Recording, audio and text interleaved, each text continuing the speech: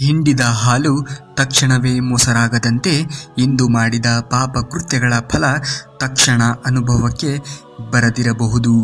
ಅದು ಒಂದು ದಿನ ಬೂದಿ ಮುಚ್ಚಿದ ಕೆಂಡದಂತೆ ಸಮಯವನ್ನ ನೋಡಿ ಸರಿಯಾಗಿ ಸುಡುತ್ತದೆ.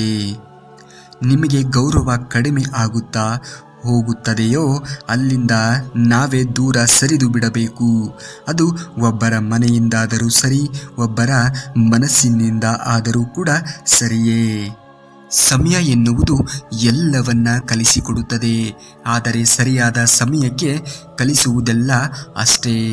ಎಲ್ಲರನ್ನ ಪ್ರೀತಿಸು, ಕೆಲವರನ್ನ ಮಾತ್ರ ನಂಬು. ಪ್ರಪಂಚದಲ್ಲಿ ಎಲ್ಲವೂ ಸತ್ಯ, ಎಲ್ಲವೂ ಸತ್ಯವಂತರಲ್ಲ. ಕಷ್ಟ ಕಾಲದಲ್ಲಿ ನಿಮಗೆ ನೆರವಾಗುವವರು, ಕಷ್ಟದ ವೇಳೆ ನಿಮ್ಮ ಕೈ ಬಿಟ್ಟವರು ಮತ್ತು ನಿಮ್ಮನ್ನ ಕಷ್ಟಕ್ಕೆ ದೂಡಿದವರು, ಈ ಮೂವರನ್ನ ಎಂದಿಗೂ ಕೂಡ ಮರೆಯಬೇಡ. ಕಾಣದ ದಾರಿಯಲ್ಲಿ ದೂರವೇ ಉಳಿದು ಬಿಡು. ನಿನ್ನವರಿಂದ ನಿನ್ನವರೇ ನಿನಗೆ ನೀಡುತ್ತಿರುವ ಕಷ್ಟಗಳಿಂದ ನಿನ್ನ ತಪ್ಪು ಇಲ್ಲದೆ ಯಾರು ನಿನ್ನನ್ನ ನಿಂದಿಸಿದರೂ ಪ್ರತೀಕಾರವನ್ನ ತೀರಿಸಲು ನಿನ್ನ ಕೈಯಲ್ಲಿ ಆಗದಿದ್ದರೂ ಪರವಾಗಿಲ್ಲ. ಕಾಲ ಅನ್ನುವುದು ತಪ್ಪದೇ ಶಿಕ್ಷಿಸುತ್ತದೆ, ಏಕೆಂದರೆ ಅವರು ಮಾಡಿದ ಕರ್ಮಗಳಿಗೆ ಅವರೇ ಶಿಕ್ಷೆಯನ್ನ ಅನುಭವಿಸಲೇಬೇಕು. ನೀವು ಏಕೆ ಅನಗತ್ಯವಾಗಿ ಚಿಂತಿಸುತ್ತೀರಿ?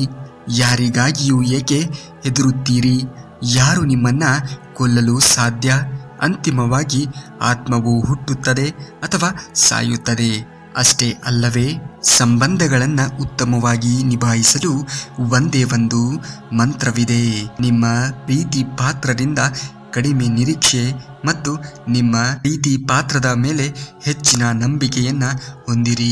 ಕಷ್ಟ ಕಾಲದಲ್ಲಿ ನಿಮಗೆ ನೆರವಾಗುವವರು, ಕಷ್ಟದ ವೇಳೆ ನಿಮ್ಮ ಕೈ ಬಿಟ್ಟವರು ಮತ್ತು ನಿಮ್ಮನ್ನ ಕಷ್ಟಕ್ಕೆ ದೂಡಿದವರು, ಈ ಮೂವರನ್ನ ಎಂದಿಗೂ ಕೂಡ ನಿಮ್ಮ ಜೀವನದಲ್ಲಿ ಮರೆಯಲು ಸಾಧ್ಯವೇ ಇಲ್ಲ, ಹಾಗೂ ಮರೆಯಲು ಕೂಡ ಹೋಗಬೇಡಿ. ಬೇರೆಯವರಿಗೆ ನಾವು ಕೆಟ್ಟವರಾಗಿ ಕಂಡರೂ ಪರವಾಗಿಲ್ಲ, ಆದರೆ ನಮಗೆ ನಾವು ಒಳ್ಳೆಯವರಾಗಿದ್ದರೆ ಸಾಕು. ಏಕೆಂದರೆ ಜೀವನ ನಮ್ಮದು, ಬೇರೆಯವರದ್ದು ಅಲ್ಲ ನೋಡಿ. ಮೋಸ ಹೋದೆ ಎಂದು ದುಃಖಿಸಬೇಡ. ಭಗವಂತನನ್ನ ನಂಬಿದವರಿಗೆ ಮೋಸವಾದರೆ, ಮೋಸ ಮಾಡಿದವರಿಗೆ ಮೋಸ ಮಾಡಲು ಭಗವಂತ ಯಾರದ್ದಾದರೂ ಸೃಷ್ಟಿಸಿರುತ್ತಾನೆ. ಸಮಯ ಸಂದರ್ಭ ನೋಡಿಕೊಂಡು ಸತ್ಯವಾಗಿ ಸರಿಯಾದ ಪಾಠವನ್ನ ಅವರಿಗೆ ಕಲಿಸುತ್ತಾನೆ. ನೀವು ಯಾರಿಗೂ ಹೆದರಿಕೊಳ್ಳುವ ಅವಶ್ಯಕತೆ ಇಲ್ಲ. ಹೆದರಿಕೊಂಡರೆ ಹೆದರಿಸುತ್ತಾರೆ, ಅದೇ ಅವರನ್ನ ನೀವೇ ಹೆದರಿಸಿ ನೋಡಿ, ನಿಮ್ಮ ಜೀವನದಿಂದಲೇ ಅವರು ಓಡಿ ಹೋಗುತ್ತಾರೆ. ನೊಂದವರಿಗೆ ಕೃಷ್ಣನ ಧೈರ್ಯದ ಮಾತು: ದುಃಖದಲ್ಲಿದ್ದಾಗ ದೇವರ ಮೇಲೆ ನಂಬಿಕೆ ಕಳೆದುಕೊಳ್ಳಬೇಡ, ಏಕೆಂದರೆ ದೇವರು ನಿನ್ನ ಮೇಲೆ ಸುಖ ದುಃಖ ಎರಡರಲ್ಲೂ ಇರುತ್ತಾನೆ.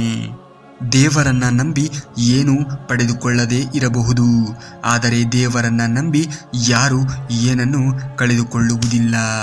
ನಿಮ್ಮದಲ್ಲದವರ ಮೇಲೆ ಎಂದಿಗೂ ಹಕ್ಕನ್ನ ಕೇಳಬೇಡಿ ಮತ್ತು ಅರ್ಥ ಮಾಡಿಕೊಳ್ಳಲು ಸಾಧ್ಯವಾಗದವರಿಗೆ ದುಃಖವನ್ನ ವ್ಯಕ್ತಪಡಿಸಬೇಡಿ.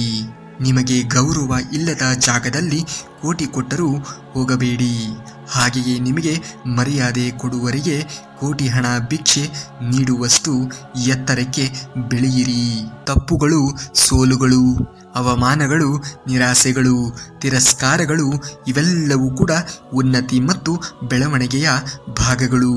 ಯಾವ ವ್ಯಕ್ತಿಯೂ ಈ ಅನುಭವಗಳಿಂದ ಹಾದು ಹೋಗದೆ ಜೀವನದಲ್ಲಿ ಗೌರವದ ಸ್ಥಾನವನ್ನ ಪಡೆದುಕೊಳ್ಳಲು ಸಾಧ್ಯವಿಲ್ಲ. ಯೋಚಿಸಿ ನೋಡು.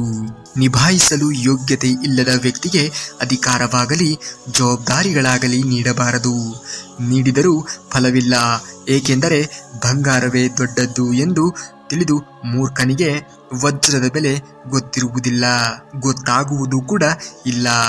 ಬೆಳೆದರೆ ಬೆಟ್ಟದಂತೆ ಬೆಳೆದು ದೃಢವಾಗಿ ನಿಲ್ಲಬೇಕು, ಇಲ್ಲವಾದರೆ ಪೆಟ್ಟು ತಿಂದು ಶಿಲೆಯಾಗುವ ಗುಡಿಯೊಳಗಿನ ದೇವನಂತೆ ಮೌನ ತಾಳಬೇಕು. ಮರಳಿನ ಮೇಲೆ ಮಾಡುವ ನಮ್ಮ ಹೆಜ್ಜೆಯ ಗುರುತುಗಳನ್ನು ಅಲೆಗಳ ಸಮಯ ಬಂದಾಗ ಅಳಿಸಿ ಹಾಕುವುದು, ಹಾಗೆಯೇ ದೇವರು ನಮ್ಮ ಕಷ್ಟಗಳನ್ನು ಸಮಯ ಬಂದಾಗ ಅಳಿಸಿ ಹಾಕುವನು. ಊಟ ರುಚಿ ಇಲ್ಲವೆಂದು ತಿರಸ್ಕರಿಸುವುದರ ಮುಂಚೆ ಹಸಿವಿನಿಂದ ಬಳಲುತ್ತಿರುವವರ ಬಗ್ಗೆ ಒಮ್ಮೆ ಯೋಚಿಸು. ಆಹಾರಕ್ಕಿಂತ ಮಿಗಿಲಾದದ್ದು ಯಾವುದೂ ಇಲ್ಲ. ಪದೇ ಪದೇ ನಿನಗೆ ಕಷ್ಟಗಳು ಬರುತ್ತಾ ಇದೆ ಅಂದರೆ ನಿಮ್ಮ ಹಣೆ ಬರಹ ಸರಿ ಇಲ್ಲ ಅಂತ ಅಲ್ಲ. ಮುಂದೆ ನಿಮಗೋಸ್ಕರ ತುಂಬ ಒಳ್ಳೆಯ ದಿನಗಳು ಕಾಯುತ್ತಾ ಇದೆ ಅಷ್ಟೇ. ಒಂಟಿಯಾಗಿ ತಾಳ್ಮೆಯಿಂದ ಇರಿ. ಯಾರಿಗೋಸ್ಕರನೂ ಗೋಗರಿಯಬೇಡಿ. ಯಾರ ಹಿಂದೆಯೂ ಜಾರಬೇಡಿ. ನಾವೇ ಬೇಕು ಅನ್ನುವರು ಬರಲಿ, ಬೇಡ ಅನ್ನುವರು ಬಿಟ್ಟು ಹೋಗಲಿ. ಏನು ಸಹಾಯ ಮಾಡದೆ ಎಲ್ಲ ಸಹಾಯ ಮಾಡಿದ್ದೇನೆ ಎಂದು ಹೇಳಿಕೊಳ್ಳುವನು ಅಧಮನು. ಸ್ವಲ್ಪ ಸಹಾಯ ಮಾಡಿ ಗುಡ್ಡದಷ್ಟು ಸಹಾಯ ಮಾಡಿದ್ದೇನೆ ಎಂದು ಹೇಳಿಕೊಳ್ಳುವನು ಅಹಂಕಾರಿ. ಬಹಳ ಸಹಾಯ ಮಾಡಿ ಸ್ವಲ್ಪ ಸಹಾಯ ಮಾಡಿದೆ ಎಂದು ಹೇಳಿಕೊಳ್ಳುವನು ಸಜ್ಜನರು. ಎಲ್ಲರಿಗೂ ನೋವುಗಳು ಇವೆ. ಅದನ್ನು ತೋರಿಸುವ ವಿಧಾನ ಬೇರೆ ಬೇರೆಯಾಗಿದೆ. ಹತ್ತಿರದವರ ಬಳಿ ಕಣ್ಣೀರಾಗಿ, ಗೊತ್ತಿಲ್ಲದವರ ಬಳಿ ನಗುವಾಗಿ ಕಾಣಿಸುತ್ತದೆ. ಏನಾದರೂ ಒಂದು ಸಿಕ್ಕಿದೆ ಎಂದು ಹೆಮ್ಮೆ ಪಡಬೇಡಿ, ಏಕೆಂದರೆ ಕೊಡುವವ ಮತ್ತು ತೆಗೆದುಕೊಳ್ಳುವವ ಒಂದೇ ಆಗಿರುತ್ತಾನೆ. ಕೃಷ್ಣ ಪರಮಾತ್ಮನ ಇನ್ನಷ್ಟು ಮಾಹಿತಿಗಳಿಗಾಗಿ ತಪ್ಪದೇ ನಮ್ಮ ಚಾನಲ್ನ ಸಬ್ಸ್ಕ್ರೈಬ್ ಮಾಡಿಕೊಳ್ಳಿ ಹಾಗೂ ಈ ವಿಡಿಯೋಗೆ ಒಂದು ಲೈಕನ್ನು ಮಾಡಿ. ಮುಂದಿನ ವಿಡಿಯೋದಲ್ಲಿ ಸಿಗುವವರೆಗೂ ಧನ್ಯವಾದ. ಕರುನಾಡಿಗೆ.